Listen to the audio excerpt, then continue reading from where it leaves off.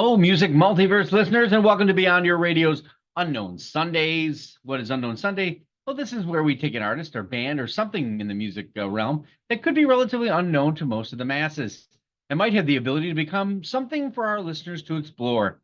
Please remember that this is an extension of the article section on beyondyourradio.com. So if you want the full detail written by me, it's there. This episode, we explore Knife Party. Electro house, drum step, dubstep, complexitro, if you will.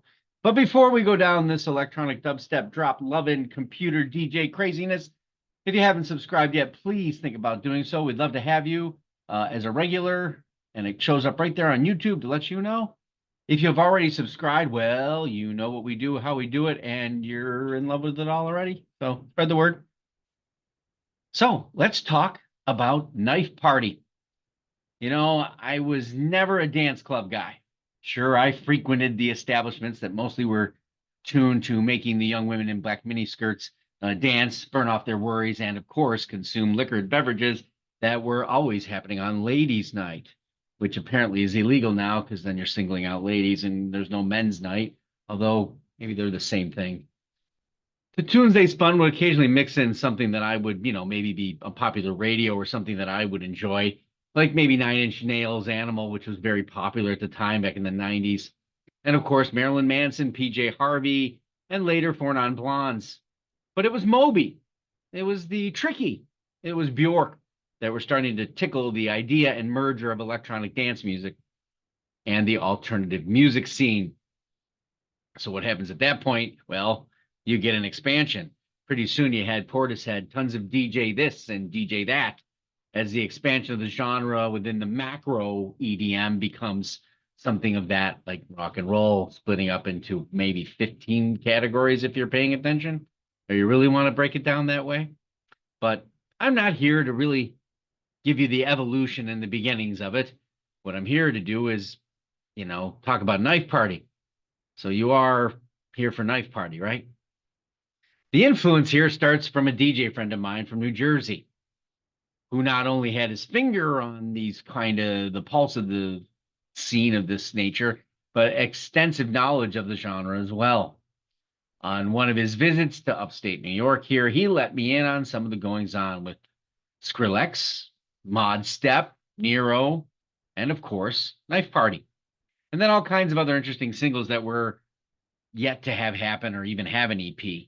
The one thing you have to understand about this genre is there's going to be a lot of singles and remixes. So really, album is not something this genre kind of works through. Obviously, they take these tracks and they do them live, and that's an entirely different story altogether.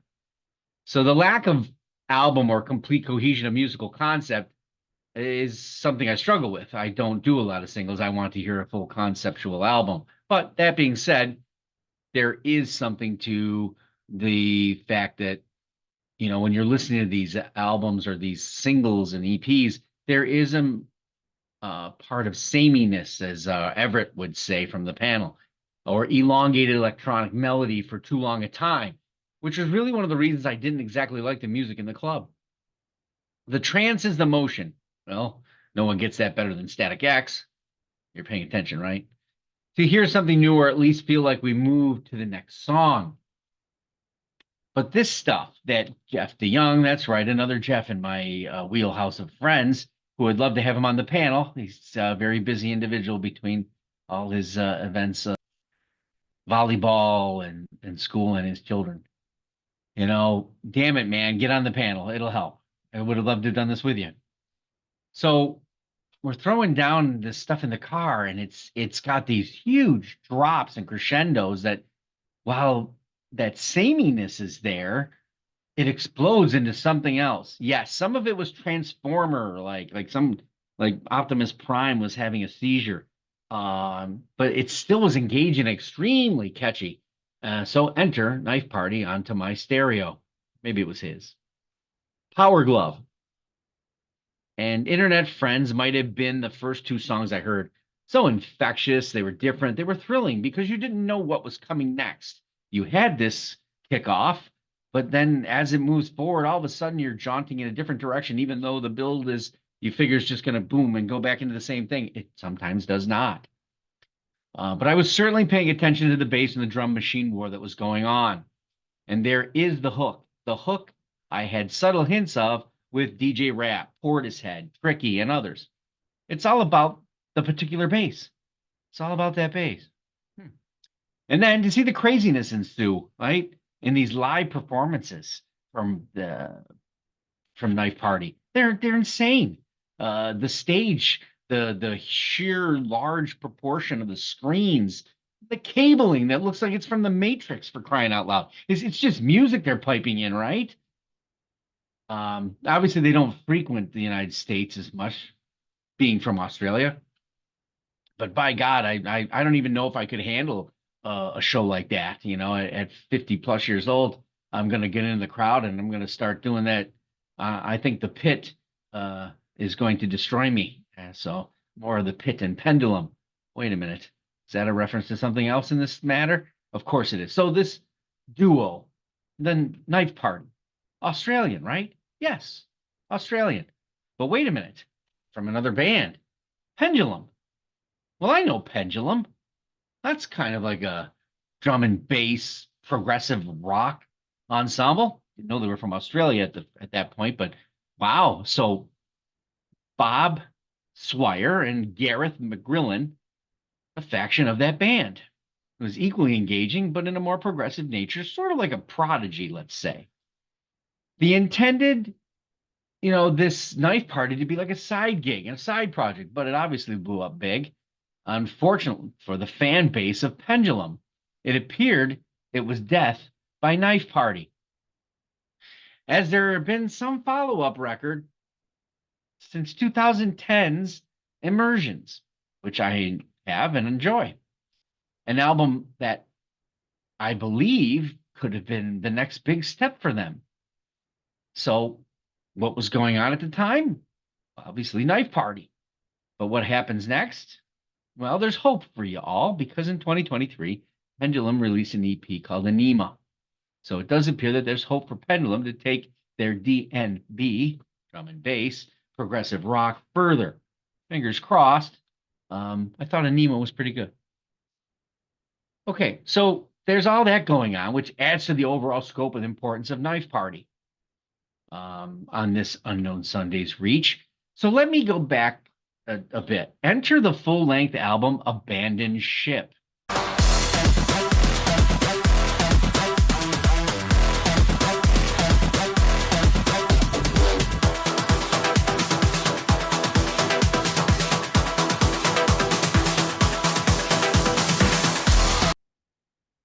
This one is the only full-length album from Knife Party.